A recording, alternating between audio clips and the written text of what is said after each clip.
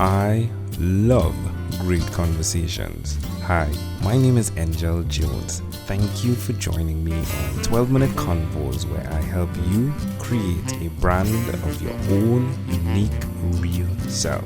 Listen in as I have conversations with amazing people from all over the world. Good night, Julie, Neale. How are you going on this wonderful, beautiful night? I am doing great. Over here where I live, which is the San Francisco Bay Area, it's the late afternoon, so we're just starting to move into the evening. Wow. Well, it's a great pleasure to connect with you, Julie. Thank you for being here. Thank you for taking the time to be here. I'd like to know which of your talents is responsible for us connecting. Well, I believe that you found me through podcast movements. So I think it's my podcasting work that somehow was brought to your attention.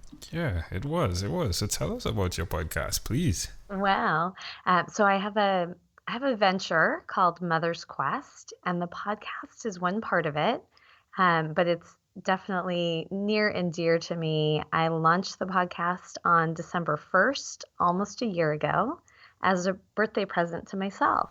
Wow. So we're just coming up on another birthday for me and the first birthday of the podcast. Wow. That's great. Well, I think this will be live like right around that time, right? So I'll say in your future, congratulations on 1 year, right? So that's Thank great. That's you. great. So who did you learn these skills from? The skills to speak on Mother's Quest. Well, I think that I've been the coming together of this whole idea has been very many years in the making. I think, you know, in many ways, I use the skill of listening as much as I use the skill of being able to now use my voice. Hmm. And the voice part of this whole experience has been the biggest area of growth for me. There were times when, years ago, I never would have imagined that I would be recording my voice, sharing episodes, having a conversation with someone like you in another part of the world. So in some ways, I've sort of been destined for this moment from years and years of being curious and listening and wanting to hear people's stories. And in many ways, this is a brand new expansion of who I am and how I want to make a difference in the world. Well, isn't that amazing? And you have an amazing voice as well. Wow. To think it was possible that this would not make it to the airwaves.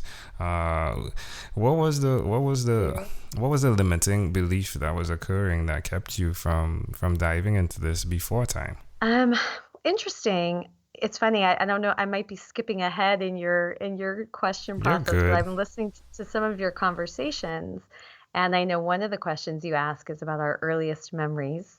And I have very early memories of sitting at my kitchen table with my family. I have two older sisters, and they're both about 5 years older than me.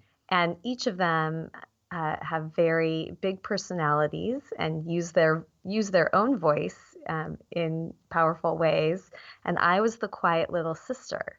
So I would just sit with I can remember putting my chin in my hands and with wide eyes, just sort of watching and listening and not saying much. And I think those early impressions of being the one to listen, but not feeling like I had something to say, stuck with me for a long time. And then as I got older, I became a writer, and I definitely felt like I had a message, and I could communicate powerfully, but I still didn't feel like I was articulate or could use my voice. I always felt like I was a good writer, but not a good speaker.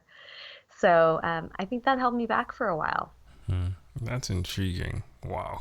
So, it feels as though it was a type of pullback, like a bow and arrow type of pullback, if you would, Mm, where you're pulling back on the string, but you're definitely looking as though, from one angle, you're looking as though it's backwards, and truly it's you really gearing up for the focus to hit the target. And it's actually what has occurred, right? Technically, yeah. yes, yes, Yeah. I love that. And one of the things I've appreciated the most about all the amazing conversations I'm having with mothers, doing incredible work in the world, but who are also really showing up, present and engaged in their children's lives, are the ways in which metaphor becomes a really powerful grounding force for them. And there have been so many different powerful metaphors that people have brought up on the podcast. So you're speaking my language with the bow metaphor. That is great. That being said, why will you continue now that you've started, now that you've been going? Yeah. Well, the other reason why I launched the podcast is I had this epiphany and made a commitment to live what I call my epic life, where you realize that you're the hero of your journey and the author of your story. And once I made that declaration, I decided that I wanted to get support, that I didn't want to be alone on that journey, and I wanted to learn from others. So the podcast has become this way for me to grow into the fullest expression of myself, but to do it being guided by all of these incredible women. And, it's already, so almost coming up on the 1 year mark, has grown me in so many ways. And I just can't imagine it not being a part of my life. It's fully integrated into who I am.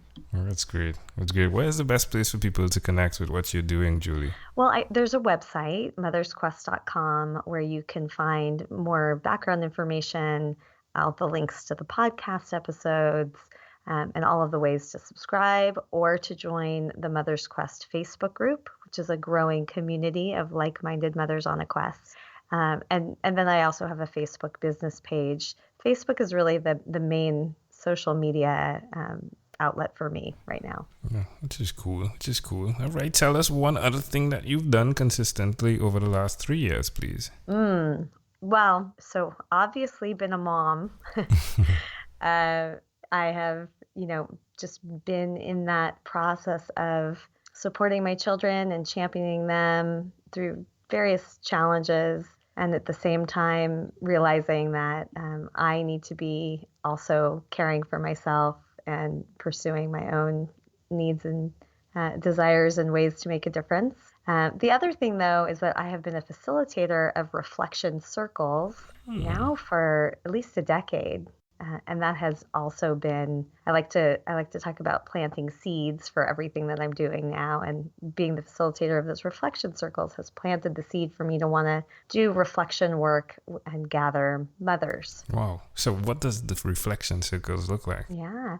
Well, it sometimes, so in person, it literally often looks like us sitting in a circle, creating space to really slow down and check in, having some kind of group coaching, open space where, based on what people share in the check-in, we support one another and ask empowering questions and help people get clear.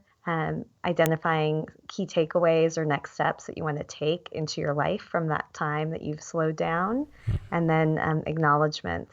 So those are the pieces of the structure. And I've done it for a decade with youth development professionals and educators, because we realize that if you want to help young people grow, you have to be doing it yourself, because they're going to learn from you. And now I'm getting ready to launch my first Mother's Quest Circle pilot in the Bay Area. Sounds like fun. So how does it make you feel? I feel incredibly present. People talk about being in the flow where everything else falls away. When I'm in that role, both facilitating, but also if I'm a participant in a reflective circle, I am really able to quiet everything else and really connect with whatever's going on with me, and also be there for other people. So I feel grounded, clear, connected, present. Why would you suggest someone out there, possibly a mother, possibly a father, do exactly that, really create that space for themselves? I think it's really essential when you're raising your children. You're pulled in so many different ways, and they demand your attention in so many ways that you can really lose yourself. And I think especially for mothers, it's a very common experience. And so, just pressing pause and taking some time to even figure out, how am I feeling? What do I really need right now? Is so important. And our children are learning from us all the time. So if we want them to grow up with the skills to be able to slow down, get clear, focus on what matters most in their life, then we have to be doing it too. Amazing audience. We are live with Julie Neale. Again, she's the podcast host of Mother's Quest. Do check that out. Julie, let's switch gears for a moment now and let me invite you into my time machine that is surrounded with beautiful, warm, blue Caribbean water. Julie, what is your earliest childhood memory? Well, I already did mention the one about really listening to my sisters. But there's another one that immediately comes to mind. I grew up in the San Fernando Valley, and we lived near a Jewish community center where my mom was very active in the arts and in a lot of musicals. She had gone to the High School of Performing Arts when she grew up in New York. And so we as a family just started participating in these plays, usually 2 or sometimes 3 a year. And I have just vivid memories of being a part of that process, of going to rehearsals and then the performances, and even in the plays that I wasn't participating in, sitting in the audience and, knowing all the words and just having that sense of community and connection and inspiration. So why do you think this just popped out that way? The memory? Yeah. Yeah. Well, I think I'm a reflective person, and I do like to think about what are the elements of my childhood that have shaped who I am and where I am now. And I think there was something about, the power of the arts for getting you connected to things that are bigger than the busyness of the day-to-day, the experience of working towards something, the power of performance. And doing that in community with other people. So I think all of those threads are still things that I really value and I bring into my work and my life, my family. Love it. It's really intriguing. So the person I spoke with before you, which is the episode before you, the name of her podcast is The Luminous Mind, and the artwork in her podcast, the eye in Luminous has a lighted match stick. And, it's intriguing that your artwork has what looks like something that we call, what do we call it in Trinidad? But it's a sparkler, right? So you light it up and then it sparks. And she very much identified the interpretation of her childhood memory, which is really the thing I'm attempting to spark, to get going, right? And now you've done it again. So what's happening is, unlike huge media houses, I would drop my mic, but I'm not able to, right? Because I have one mic. Let me ask you, what Sure. is her name? The woman that you just interviewed? Rebecca Bowman. Okay, I'll have to go check. Yeah, I'll connect you. I'll definitely Yeah. connect you both after. Yeah, for sure. But it's just fascinating how these things connect. It's really amazing. If we fast forward to when you were 12 years old, what was your favorite song? Ooh, when I was 12 years old. So that would be the early 80s. And there were a lot. But the one that's coming to mind is Our House from Madness. Yeah, all connects, right? Yeah. All connects. Yeah, even your house right now is our house, right? Being your house, like your and your family house. It's just amazing. Wow. All right. Hi, Julie. We've arrived at our destination, but before we get off of this time machine, there's a small declaration form. Says yes or no, possibly a bit more. We're going to move pretty quickly here. Are you ready, Julie? I'm ready. Julie, have you chosen someone to pass on your skills to? Well, definitely my children, and also all of the women and mothers that I have on the podcast and that I'm, building in my own community and in the circles that I'm going to be facilitating. Are you married? Yes. 20, how many years did you say? Yeah, we've been married for 20 years. We just Okay. celebrated our anniversary. All right. So the woman I spoke with before said 23. So I'm just trying she to. has a few years on me. Yeah, she does. Yeah. You have children. How many children do you have? I have 2 boys, a 5-year-old and a 13-year-old. Do you believe in God? When I was younger, I think I might have said no.